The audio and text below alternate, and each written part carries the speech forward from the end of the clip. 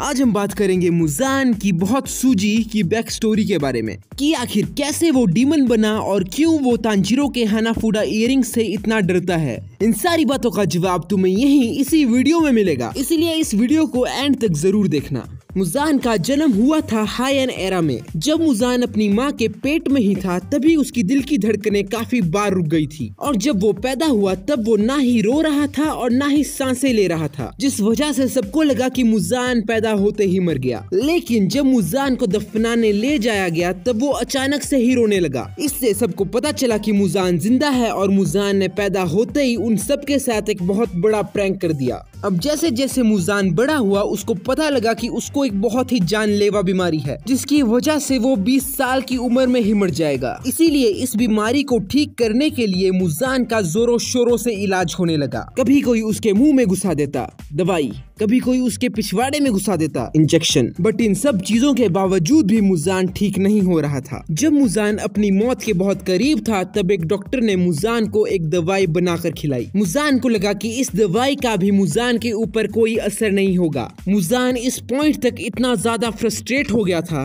कि जो चाकू उसको सेब काटने को दिया था उसी चाकू से उसने अपने डॉक्टर को ही काट दिया। लेकिन डॉक्टर को मारने के बाद मुजान रियलाइज करता है कि उस डॉक्टर की दी हुई दवाई असर कर रही है। मुजान अपने अंदर बहुत ही इंटेंस पावर को महसूस कर पा रहा था, लेकिन साथ ही मुजान को ये भी पता चलता है कि अब वो राजमा चावल मटर पनीर नहीं खा सकता, अब वो सिर्फ ह्यूमन फ्लैश को ही कंज्यूम कर सकता है। और साथ ही वो ये भी रियलाइज करता है कि जब वो सूरज की किरणों में जाता है तब उसका सर, नाक, आंख, कान, गान सब कुछ जलने लगता है। अब इस पॉइंट तक मुजान को रिग्रेट होने लगा था कि उसने अपने डॉक्टर को क्यों मारा, क्योंकि अगर वो अपने डॉक्टर को उसका पूरा ट्रीटमेंट करने को देता तो शायद वो सूरज को भी रेजिस्ट कर पाता। मुजान को पता चलता है कि जो दवाई उसका डॉक्टर उसको दे रहा था वो ब्लू स्पाइडर लिली नाम के फ्लावर से बनी है। इसीलिए मुजान हर जगह ब्लू स्पाइडर लिली को ढूंढने लगा, लेकिन उसको वो कहीं नहीं मिली। इसीलिए मुजान ने डीमंस को बनाना शुरू कर दिया ताकि वो उसके लिए ब्लू स्पाइडर लिली ढूंढ सके। अब जितना खून मुजान किसी को देगा वो उतना ही स्ट्रॉन्ग डीमन बनेगा। चलो मेरा तुमसे एक सवाल है, ये है एक मच्छर जिसका नाम है टिकलू। टिकलू ने मुजान का बहुत चूसा है खून,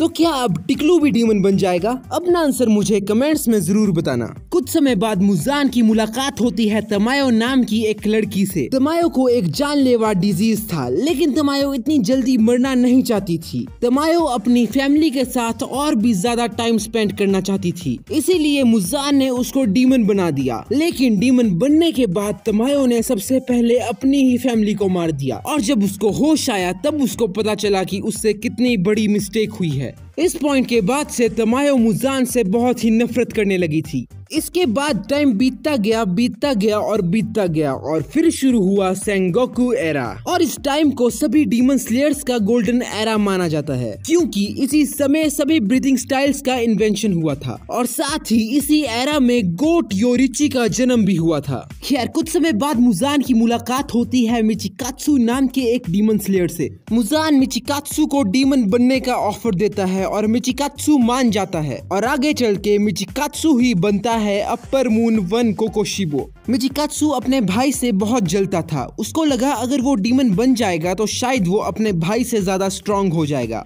एंड मिचिकात्सु का भाई और कोई नहीं बल्कि योरिची था। खैर मिचिकात्सु को डीमन बनाने के बाद एक दिन मुजान जंगल में आराम से टहल रहा था, तब पहली बार उसकी वहाँ पर मुलाकात होती है उसके पप्पा योरिची से। उसको लगता है कि योरिची भी एक नॉर्मल सा डीमन स्लेयर है। वो योरिची के ऊपर अटैक करता है, बट योरिची उसके सभी अटैक्स को डॉज करके सन ब्रीदिंग की 13th फॉर्म से उस पर अटैक करते हैं और मुजान को छल्ली छल्ली कर देते हैं। और ऐसा मुजान के साथ पहली बार हुआ था। उस समय मुजान की डर के मारे फटी पड़ी थी, इवन तक कि मुजान अपने कटे हुए शरीर को रीजनरेट तक नहीं कर पा रहा था। अब योरिची मुजान को फिनिश करने के लिए उसके ऊपर फाइनल अटैक करने ही वाले होते हैं, तभी मुजान अपने शरीर के 1800 टुकड़े करके वहाँ से भागने लगता है। योरिची ऑन द स्पॉट 1500 टुकड़े उसी समय काट देते हैं, बट मुजान के 300 टुकड़े फिर भी वहाँ से भागने में कामयाब हो जाते हैं और इस तरह मुजान अपनी मौत से बच जाता है। इस इंसिडेंट के बाद मुजान की योरिची से इतनी ज्यादा फट गई थी कि वो अपने बिल में छुपा रहा जब तक योरिची की डेथ नहीं हो गई। और जब एक बार उसको कंफर्म हो गया कि योरिची मर गए हैं, उसके बाद जाके वो अपने बिल से निकला। योरिची हानाफुडा इयररिंग्स पहनते थे और यही रीजन है कि जब मुजान ने तांजीरो के कान में हानाफुडा इयररिंग्स देखे थे तब उसकी हालत खराब हो गई थी।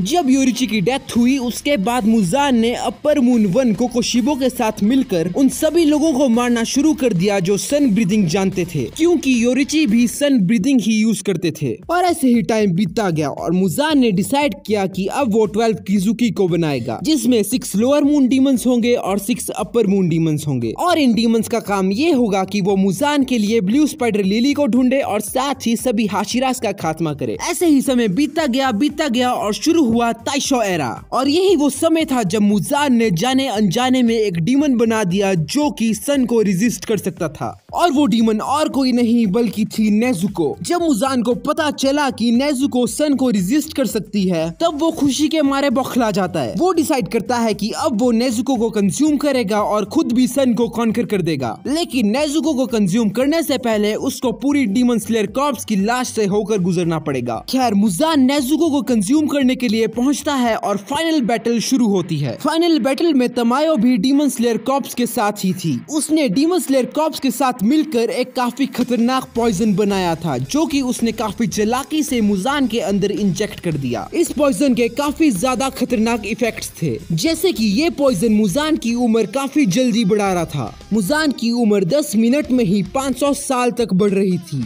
और साथ ही इस पॉइजन की वजह से मुजान की रिजेनरेशन पावर भी बहुत ज्यादा वीक हो गई थी। और साथ ही ये पॉइजन किसी भी डीमन को ह्यूमन बना सकता था, लेकिन मुजान पर इस पॉइजन का ये इफेक्ट काम नहीं किया क्योंकि मुजान ऑलरेडी काफी ज्यादा स्ट्रॉन्ग डीमन था। अब यहाँ पर पहले सभी हाशिरास की अपर मून्स के साथ फाइट होती है और वो किसी तरह सभी अपर मून्स को डिफीट कर देते हैं। और अब फाइनली पूरी डीमन स्लेयर कॉर्प्स की फाइट होती है मुजान के साथ। मुजान तमायो के पॉइजन की वजह से ऑलरेडी बहुत ज्यादा वीक हो गया था और साथ ही जो स्कार उसको योरिची ने दिए थे वो अभी तक हील नहीं हुए थे और वो स्कार्स अब मुजान का वीक स्पॉट बन गए थे। और इन सब चीजों की वजह से पूरी डीमन स्लेयर कॉर्प्स को बहुत फायदा हुआ। लेकिन तमायो के पॉइजन के बावजूद भी मुजान पूरी डीमन स्लेयर की पुंगी बजा रहा था। बट किसी तरह सभी हाशिरास ने मुजान को सनराइज तक होल्ड करके रखा और जब सनराइज हुआ तब मुजान खुद को फिर से पीसेस में स्प्लिट करके वहाँ से भागना चाहता था, मगर मुजान ऐसा नहीं कर पाया क्योंकि ये एक और इफेक्ट था तमायो के पॉइजन का कि मुजान खुद को पीसेस में स्प्लिट नहीं कर सकता।